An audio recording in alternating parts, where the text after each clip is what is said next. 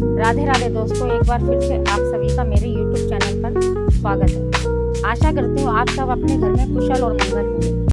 तो दोस्तों, मैं आज आपको ऐसे 5 पौधों के बारे में बताने जा रही हूँ जो हमारे स्वास्थ्य से और हमारे फ़ायदे के लिए इस्तेमाल किए जाते हैं। मैं ऐसे उन पौधों को हम घर में भी लगा सकते हैं और एक ब्रांच से हम कई पौधे बना लेते हैं।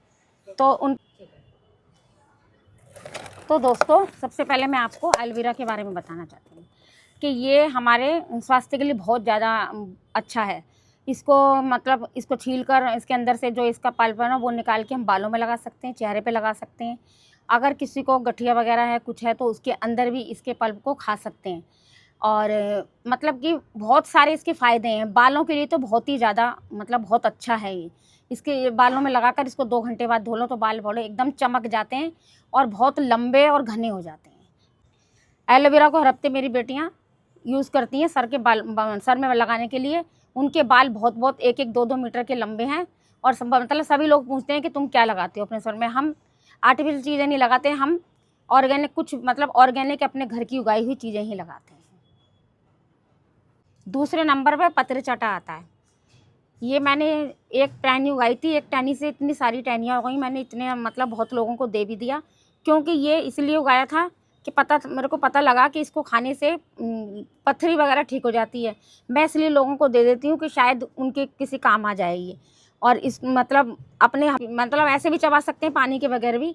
खाने से ना पथरियाँ बिल्कुल हमेशा के लिए ठीक हो जाती है। तो मैं ये 2 पौधों के बारे में बताया, बस पानी की बताना भूल गई हूँ कि इनको पानी की बहुत कम ज़रूरत होती है। बस पत्थरचटा तो ऐसा है कि धूप में ही के दिनों में आएगा, सर्दियों में ये पीला पड़ जाएगा, एकदम चला जाएगा, वह आ जाएगा। और एलोवेरा ऐसा है कि इसको तो आप पानी डालो ही ना, महीनों तक ये अपना आप ही इसके अंदर एक ऐसा मोटा इसका ये टहनी होती है कि वो हमेशा के लिए बहुत मोटा होता है, पानी की ज़रूरत नहीं होती इसे। तीसरे नंबर पर कड़ी पत्ता आता है। ये बालों के लिए और क्या कहते हैं, तड़का लगाने के लिए बहुत अच्छा रहता है। और इसको ना उबाल कर इसके साथ 3-4 चीज़ें डलती हैं, एलोवेरा, कड़ी पत्ता, मेथी सूखी वाली, बालों का पेस्ट बना सकते हैं। बालों में शाइन और पक्के और झड़ते नहीं है, बाल झड़ेंगे इसको ना जड़ के वैसे ग्रो लगा सकते हैं। इसको टहनी काट कर और एलोवेरा में डुबोकर इसको लगा देंगे तो ये सावन के महीने में बहुत अच्छा आ जाएगा, घनेरा भी हो जाएगा। चौथे नंबर पर मेरा जेट प्लांट आता है। ये मैंने छोटा सा लिया था, आज ये बहुत बड़ा हो गया है। इसके एक ब्रांच से एक ब्रांच काट के हम लगा देंगे तो बहुत सारे गमले बना लिए मैंने 50 यूँ, और लोगों को बांट भी दिया। आज भी मेरे पे इतने हैं कि मेरे पे रखने की भी जगह नहीं है इनको। और मैंने इसको बोनसाई बनाया। थोड़ी सी इसमें अब कटिंग करने की ज़रूरत है, सर्दियाँ आ गई हैं, अब मैं इसमें कटिंग। 5वें नंबर पर तुलसी जी आती हैं। ये तो हमारे जीवन में बहुत ज़्यादा इम्पोर्टेंट रखती हैं। इनके बगैर तो पौधे अधूरे हैं। इनको हम अपने चाय में और खांसी जुकाम में इनको पीस कर खा सकते हैं, उबाल कर भी पी सकते हैं।